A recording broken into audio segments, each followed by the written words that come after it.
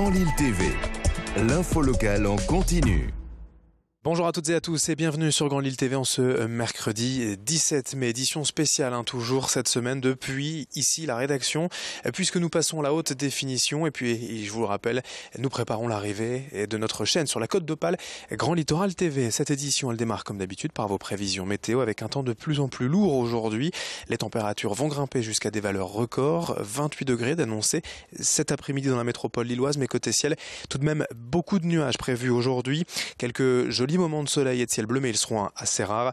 Le tout dans une ambiance virant à l'orage en fin de journée, des pluies possibles et une forte baisse des températures en soirée. Dans l'actualité d'abord de cette semaine, ce vendredi 19 mai, c'est la fête des voisins. Il y a bien sûr celle où l'on se retrouve entre habitants d'un même lotissement autour d'un verre ou d'un plat convivial, mais il y a aussi des événements plus originaux comme celui organisé par le Keep Stadium vendredi soir. Jusqu'à 22h, le centre sportif aux nombreux terrains ouvrira ses portes à ses voisins, mais aussi à tous les autres. Le but est de permettre à ceux qui travaillent ou habitent à côté de venir profiter de cette enceinte sportive, au cas où cela n'a pas encore été fait.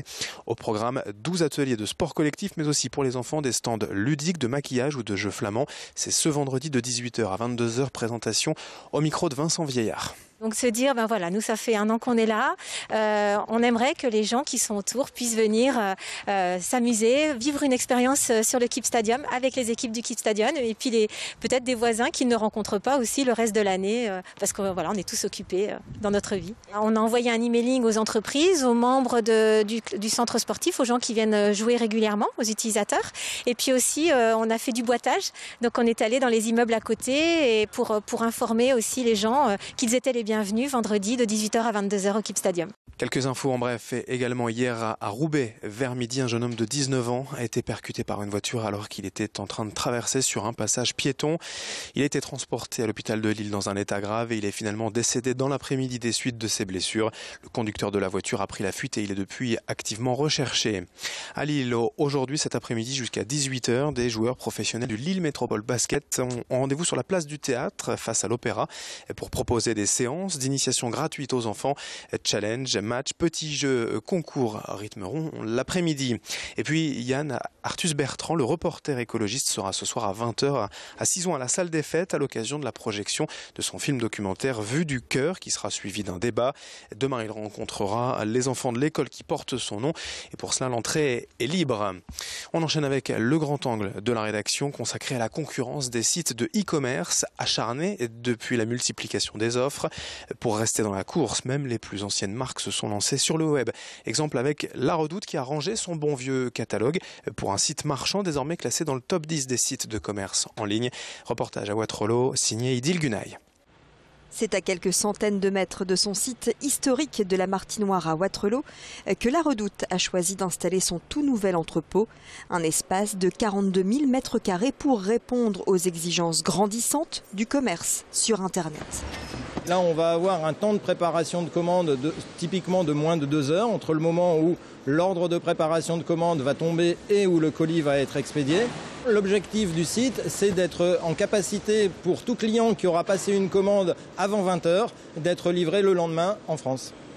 Coût de l'investissement, 50 millions d'euros pour assurer une livraison en un temps record.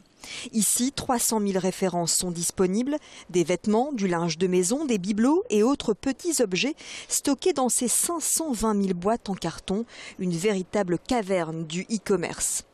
Pour tenir ces délais de livraison, La Redoute a misé gros avec cette technologie de pointe, la technologie de Minilod, qui permet de robotiser la gestion du stock. La différence essentielle par rapport au précédent site, c'est que les salariés n'ont plus à se déplacer pour aller à la fois ranger les boîtes lorsqu'on fait la réception de nos produits, à la fois chercher les boîtes quand on doit préparer le prélèvement et enfin, comme on peut le voir parfois, aller se déplacer pour aller chercher les objets pour préparer la commande du client. Là, c'est véritablement les objets, les cartons, les boîtes qui se déplacent automatiquement et qui permettent de concentrer l'activité humaine, on va dire, sur les choses à valeur ajoutée, donc la préparation de commandes en tant que telle. Et c'est dans ces pochettes que transitent les commandes avant d'être emballées manuellement. Le site emploie 550 salariés et fonctionne 7 jours sur 7. Les colis sont ainsi expédiés en France, au Portugal ou en Russie. Une cadence jugée indispensable par l'enseigne nordiste pour contrer des milliers de sites marchands et s'imposer à l'international. Et puis pour finir, on vous propose un tout nouveau système de location de voitures. La société parisienne Lucky Lock propose des véhicules pour 1 € les 24 heures. Un bon plan qui paraît même trop beau pour être vrai, mais qui s'explique par les difficultés qu'ont les agences de location pour rapatrier leurs voitures laissées dans une autre agence que celle de départ. Les véhicules sont parfois dispersés aux 4 coins de la France et c'est un réel manque à gagner pour ces agences, en plus des soucis de logistique. L'idée est donc d'impliquer des particuliers pour faire ce trajet. Pour en profiter, il faut s'inscrire sur Internet, renseigner ses villes de départ et d'arrivée et la date du voyage si cela correspond. Le client a 24 heures pour faire la route, assurance comprise. Explication au micro de Clotilde Leguévac.